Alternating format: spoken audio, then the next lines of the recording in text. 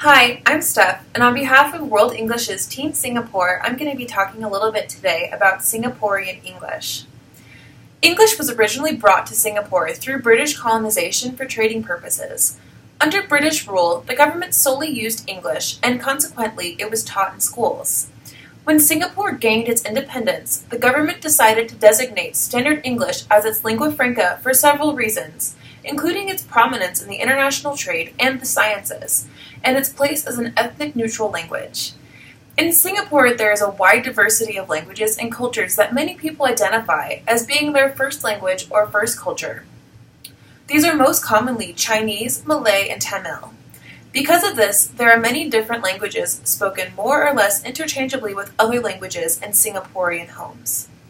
The school system in Singapore has a high level of central government control, and the government has deliberately used Standard English as both a curriculum area and the medium of instruction in its schools.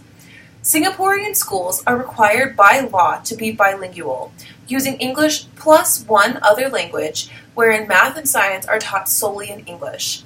Increasingly, parents prefer English medium schools, and few vernacular medium schools remain. By 1987, schools were required by law to use English as a first language in the classrooms. The educational system begins in Singapore with nursery school and goes through university levels. All standardized tests, including university admittance tests, are administered in English.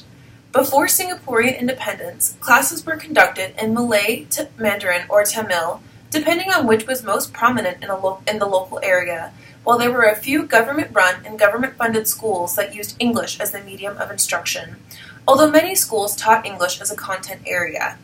This changed in the 1950s after ethnic Chinese students protested and rioted.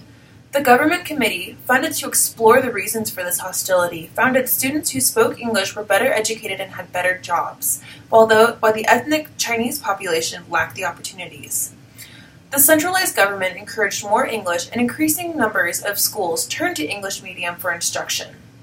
The Speak Mandarin campaign was launched in the 1970s and encouraged ethnic Chinese to use Mandarin instead of one of the many native dialects. The program decreased the number of people speaking a variety of dialects, but an unintended consequence was that instead of moving to Mandarin, Chinese students moved to speaking more English.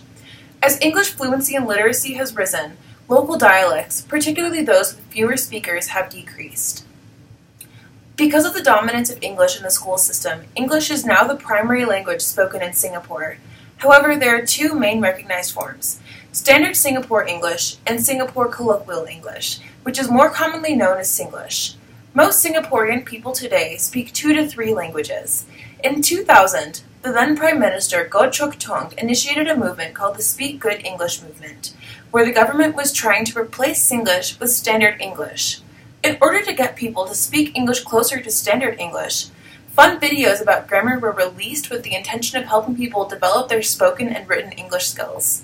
Because of this increase in English education over time, Singapore has also seen a rise in the levels of English fluency and literacy. English is also the most popular language among students. Because of this, I feel that the long-term prognosis for English in Singapore is very good. There are 3 distinct sociolects in Singaporean English: acrolect, mesolect, and baselect. Acrolect does not have any distinguishing structural features from Standard British English. However, baselect, which is regarded as true Singlish, uses an is-it question tag and articles like ah or la, along with consistent copula deletion. Baselect is regarded with low prestige and consequently is not used in formal forms of communication. It's considered an English-based Creole and uses discourse particles and loan words from Malay, Mandarin, and Hokkien. Mesolect, which is an intermediate between baselect and acrolect, is more similar to Standard British English, but has question tenses in an indirect form, indefinite particle deletion, and does not mark verb forms.